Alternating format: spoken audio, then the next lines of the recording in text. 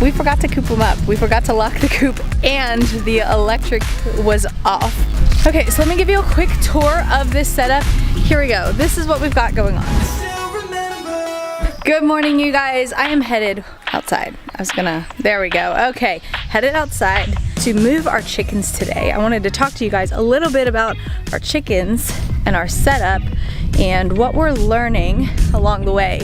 It feels really incredible for November. I mean, I'm in a t-shirt and just like, it's just beautiful. All right, so this setup, we have had a lot of people saying that our chickens were gonna get eaten and they were gonna die.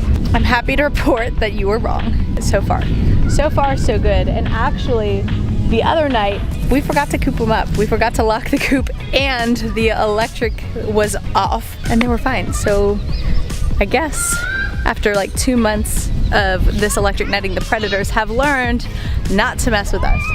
Okay, so let me give you a quick tour of this setup before we move it, and then I'll explain why we're gonna move it. I almost just touched this fence, which would have probably been pretty comical and resulted in an electric shock for sure.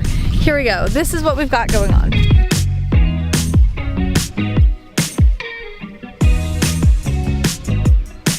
Okay, so we are using this poultry netting from Premier One. They have all kinds of electric netting. They come highly recommended if you're looking for something like this, just super high quality. Anyway, it's basically this polywire netting attached to poles that you can easily press into the ground and build a fence with. The poultry netting has specific spacing designed to keep birds in. It's pretty amazing. It's like 100 feet total. So we're using one for now because that seems to be enough for our birds. The idea is that this is a mobile fence and we can move it around our property. I'll show you why in a minute. The key to this fencing is actually this thing. This is a solar powered energizer. So this solar panel charges the battery. The battery then connects grounded into the ground and then it connects to the fencing. You turn it on and it sends an electric current through the fence, which will create obviously an electric shock when it's touched by any sort of predator. It doesn't actually bother the chickens because of their feathers. They're insulated. So we noticed that the little chicks were going in and out of the fencing because they weren't getting shocked. But it will keep predators out. It'll keep our dogs out. It'll keep kids out. And it will keep the birds in. They actually respect the netting, and so they do stay within there. This has been really great because it does allow us that peace of mind at night to know that nothing's gonna mess with them. This thing is on through the night. I've seen my dogs have actually touched it once or twice and it is enough to send them running. We know that there's nothing gonna really try to get through this, over it. As soon as they feel that shock, they're booking it. So that's kind of our #1 safety measure and it's amazing. Then we have the chick shawl that I built, which is a plan by a really well-known homesteading YouTuber named Justin Rhodes. He is like the go-to guy to learn all kinds of homesteading things. So these were his building plans that we followed. This specific plan is the mini chick shawl. It's recommended for 24 birds or less, which is what we currently have in it. It's just for them at night, and then we let them out in the day. They forage all day long. They go in the coop for safety at night. You can check out our videos where I was actually building this and documenting the building process. You could check out his plans online if you want to. But so far it's been great. It holds up to the elements. The best thing about it is that we don't have to clean up pee or poop. It actually falls right through the bottom because there is 1/2-inch wire mesh on the bottom. So all of their poop falls down there. And the point of a chicken tractor is actually to help you in the process of your homestead and gardening and pasture. So I want to explain why we went with this setup, but first I need to get this moved so I can let these chickens out.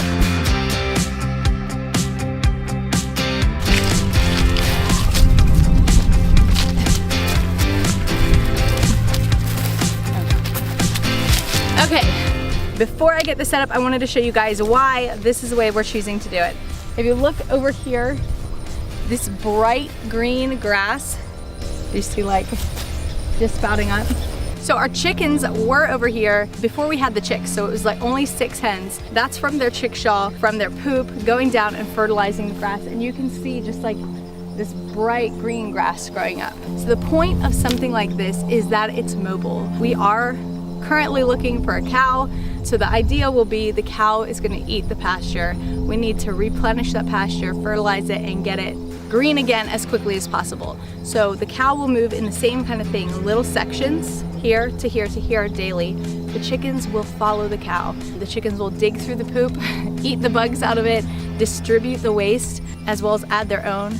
And it's gonna create this like lush, natural fertilizer that's gonna help that pasture grow and grow back so that the cows can again cycle back through.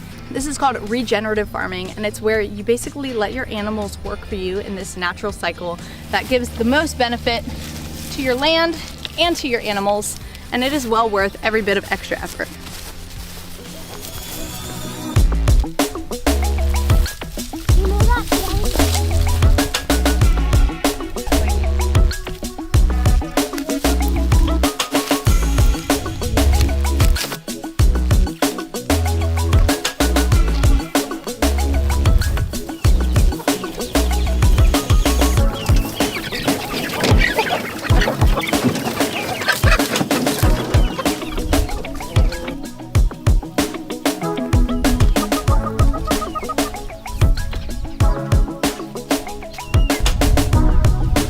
Okay, fence is up. Now I gotta put the chickens in it. So I'm just gonna peel back these 2 layers, which last time we did this, we said we should have probably put the coop in and then built the fence around it.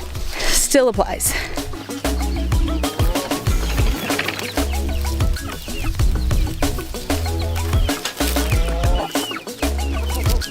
Someone once told me that raccoons can open these.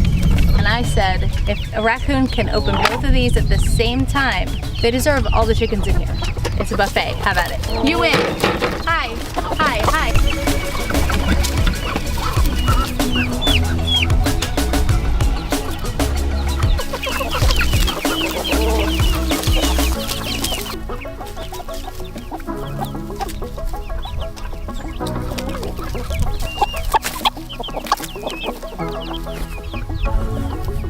In this cooler weather, I find that they don't need as much shade because they love to bask in the sun and soak it up, but they still have a little bit under the chickshaw. We've been trying to put them in shady places on hot days, and then I think eventually we will maybe build some sort of something. Long-term plan is to have an orchard and to run the chickens through the orchard as well to help. They will actually keep parasites and stuff away from your fruit trees. So that's a long-term plan. That'll provide a lot for them, but I'm gonna go get their food, their water. They're happy in their new spot. We won't turn the electric on until tonight because it is currently being used for our dog fence.